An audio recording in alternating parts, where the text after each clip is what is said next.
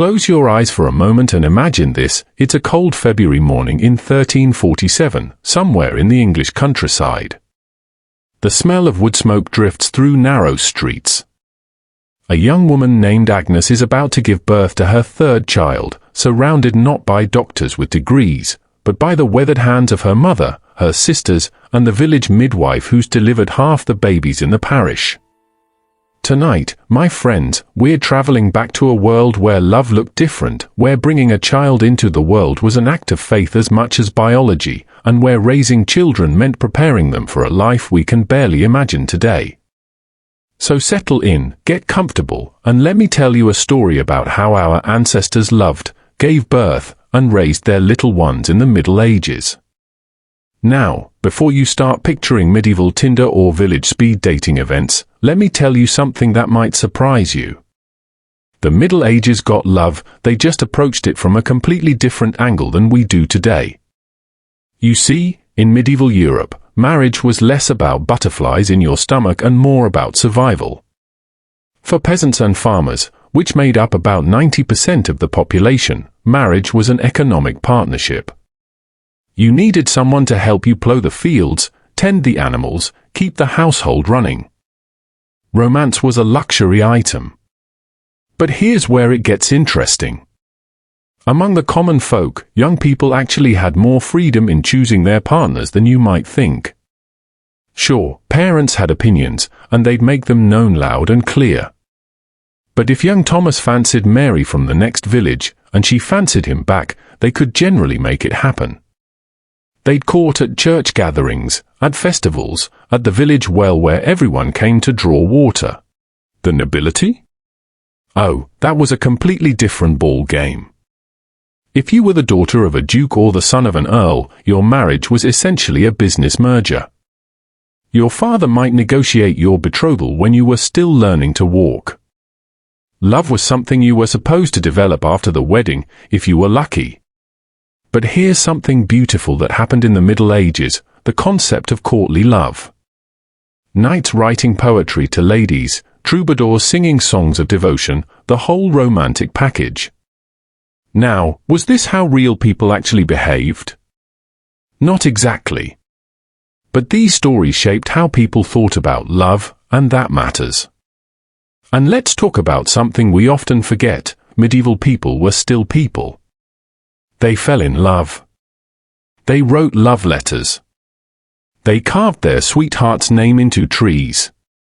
A peasant boy would save up for months to buy his bride a simple copper ring, and he'd be just as nervous proposing as anyone today.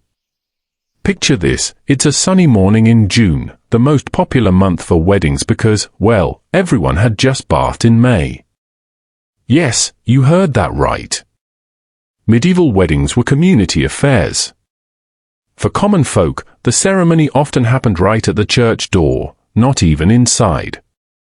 The priest would ask the couple to declare their consent, they'd exchange vows, and boom, you're married. The whole thing might take 15 minutes. Then came the real party.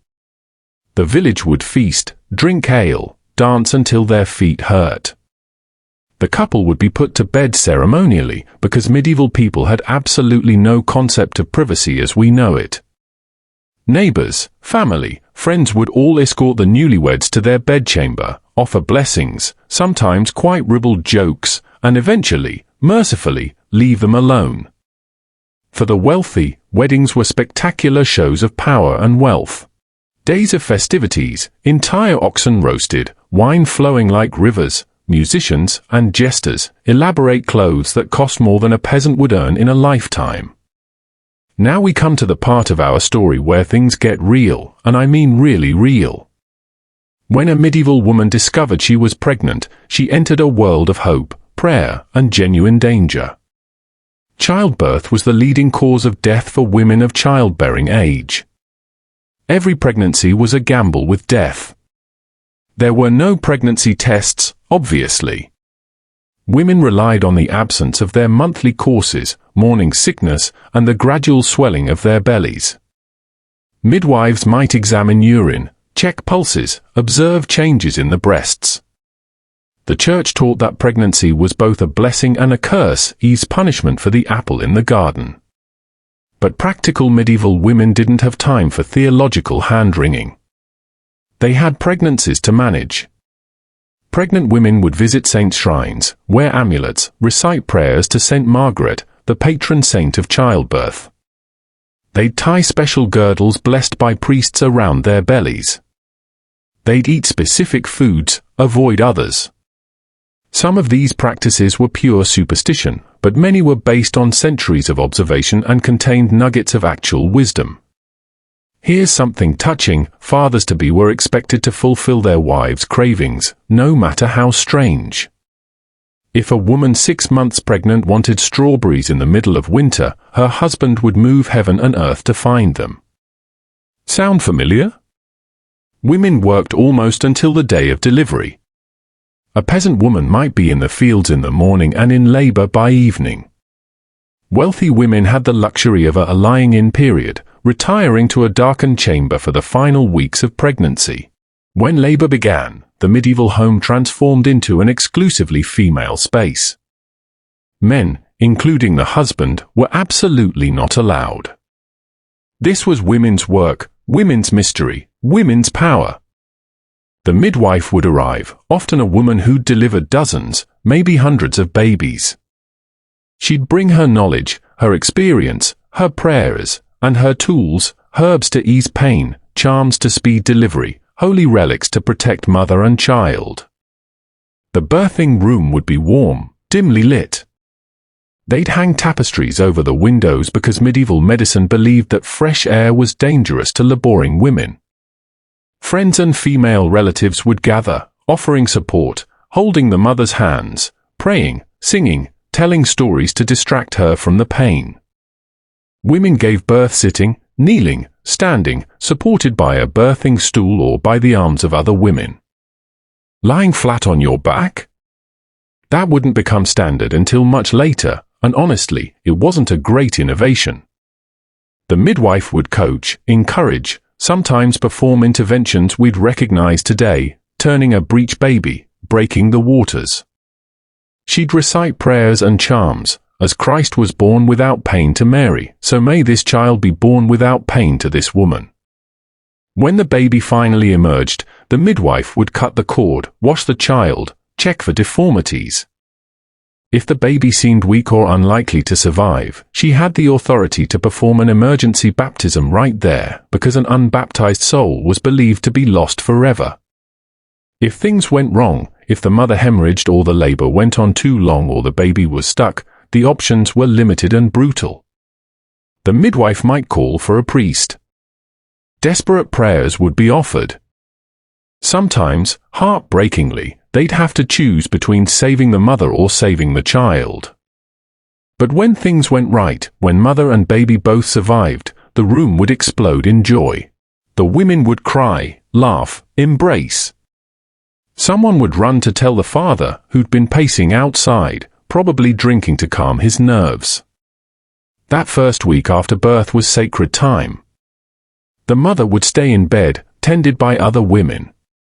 She'd drink special possets, warm ale mixed with bread and spices, believed to help her recover and produce milk. The baby would be swaddled tightly in long strips of cloth, wrapped up like a little burrito. Medieval people believed this would help the baby's limbs grow straight and strong. Modern pediatricians would have opinions about this, but it was done with love and the best intentions they knew. Breastfeeding was expected and normal, at least for the first few months. For peasant women, nursing was just part of life. They'd feed their babies while working, while cooking, while tending other children. Wealthy women, though, often hired wet nurses, other women who'd recently given birth who would feed the noble baby for payment. The baptism would happen quickly, often within days of birth, because infant mortality was so high that parents wanted to ensure their baby soul was saved. The whole community would gather at the church. Godparents would be chosen, people who'd help raise the child and ensure their religious education. The baby would be fully dunked in the baptismal font, cold water and all. If the baby cried, that was good, it meant the devil was being driven out. Here's something that might break your heart a little. Medieval people expected about half of all children to die before the age of 5. Diseases we can easily cure today, infections from minor cuts, simple accidents, all could be fatal. This shaped everything about medieval childhood. Parents loved their children fiercely, but they also guarded their hearts, knowing the odds.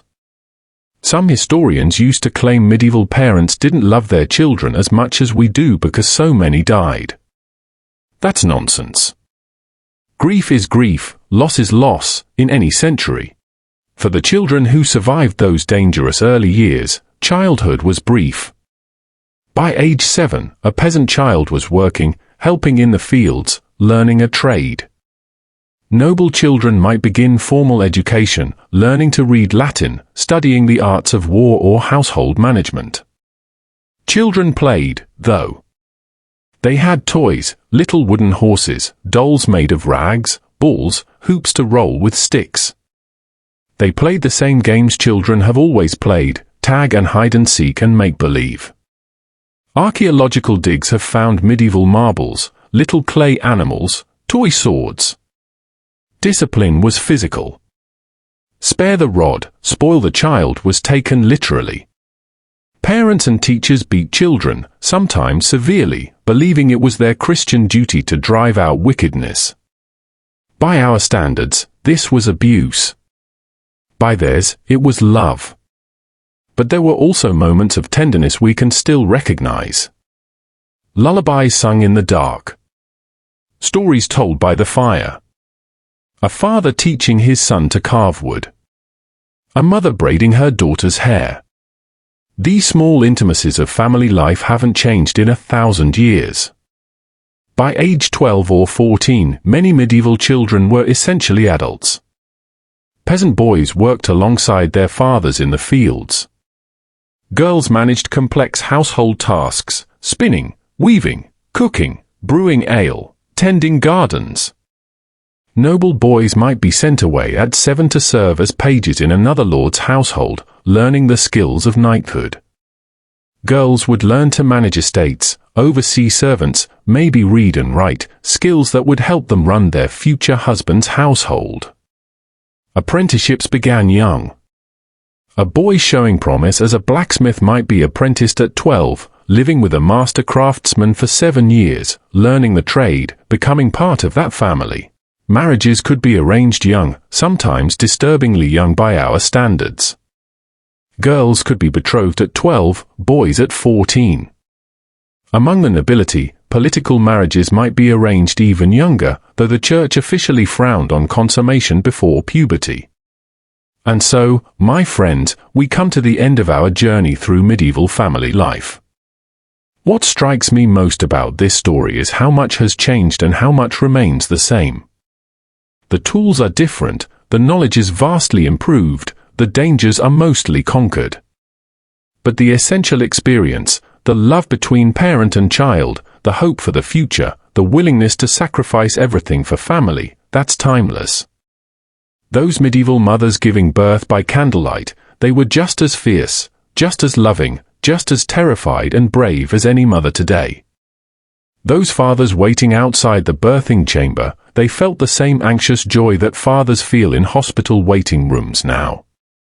We stand on the shoulders of countless generations who loved their children enough to bring them into a dangerous world and raise them the best way they knew how. Every one of us is here because our ancestors, medieval and otherwise, succeeded in that most fundamental human task, loving and raising children against all odds. So tonight, as you drift off to sleep, spare a thought for Agnes from our opening story, and the millions like her throughout history. They did their best with what they had, and somehow, impossibly, here we all are. Sweet dreams, my friends. Until next time.